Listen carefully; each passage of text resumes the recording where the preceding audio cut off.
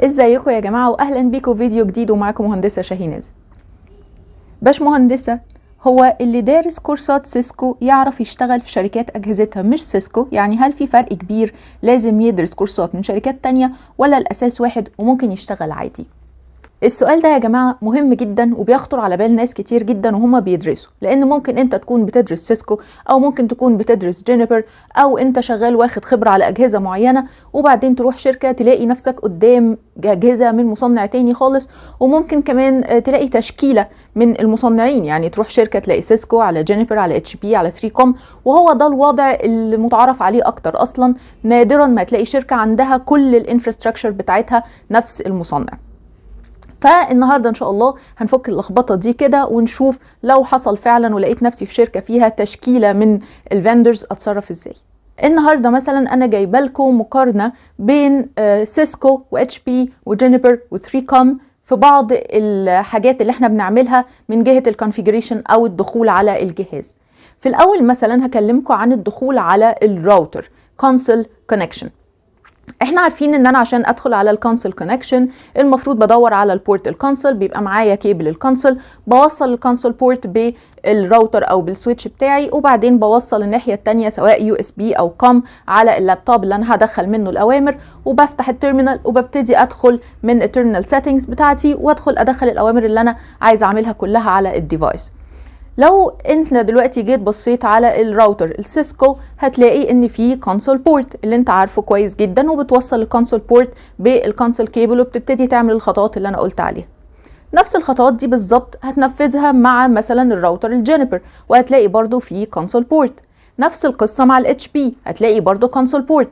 ممكن برضو تلاقي الكونسول بورت شكله مختلف شوية، يعني ممكن تلاقي كونسول في شكل ار جي، ممكن تلاقي كونسول في شكل سيريال، بس المبدأ واحد والفكرة واحدة. فانت لما بتعمل سيرش بيبقى في دماغك الخطوات الأساسية اللي انت المفروض تقوم بيها واللي المفروض تدور عليها، وبتبتدي تنفذها وتشوف ازاي ان انا انفذها.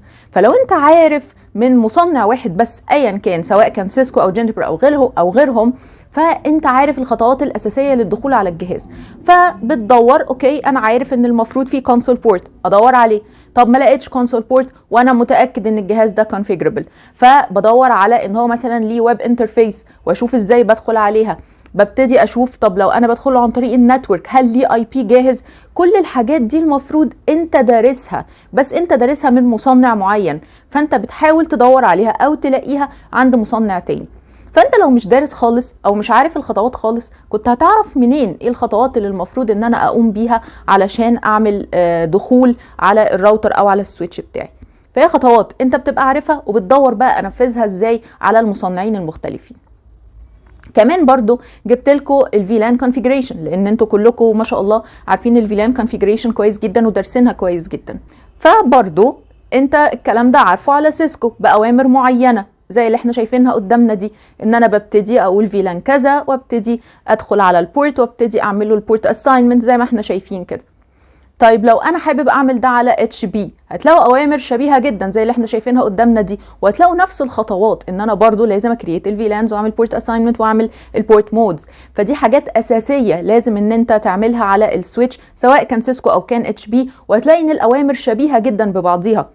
نفس الكلام على ال 3 كوم، نفس الكلام على الجينيبر. ففي كل الاحوال ان انت لما بتبقى عايز ان انت تعمل كونفيجريشن لموضوع معين، ففي خطوات معينه انت عارفها، انت درستها على سيسكو او درستها على غير سيسكو، انت درستها وعارف ايه الخطوات اللي المفروض انها تكون موجوده عند الموضوع ده.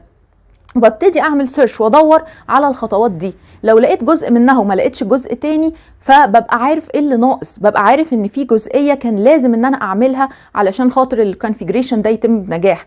فما فيش حاجه اسمها ان انا درست سيسكو بالذات فمش بعرف اشتغل غير على سيسكو، او ان انا درست جينيبر بالذات فما بعرفش اشتغل غير على جينيبر. انت درست دول من باب التدريب، زي كده حد دكتور مثلا فبيدرس على عيان معين او بيدرس على حالة معينة، مش معنى كده ان هو ما بيعرفش يعالج غير الحالة دي. لا، انت بتبقى عارف الخطوات وبتدرس الخطوات وبتدرس على مصنع معين علشان تبقى عارف ايه الخطوات اللي المفروض ان انا اعملها عمليا، وبتبقى عارف ايه الناتج اللي المفروض ان انا الاقيه، ولما اعمل فيريفيكيشن بعمله ازاي، لما بعمل تيستنج وترابل شوتنج بعملهم ازاي، بحيث ان انا لو اتحطيت في اي سيناريو، لو اتحطيت قدام اي فندر، الاقي نفسي قادر ان انا اتعامل معاه، لان انا عارف ايه الخطوات وايه النتائج اللي انا المفروض هلاقيها في الموضوع ده in general. فمحدش يقلق خالص، انت بتدرس سيسكو او غير سيسكو، بس ان شاء الله لو انت دارس كويس ومذاكر كويس وعارف ايه الخطوات اللي المفروض ان انت تقوم بيها، هتلاقي ان الموضوع سهل وبسيط جدا، ومش هتحتاج خالص ان انت تدرس اكتر من كورس من اكتر من مصنع ابدا. يا رب يكون الكلام ده مفيد ليكم، واشوفكم على خير دايما. شكرا ليكم وجود لك. كان معاكم مهندسة شاهيناز.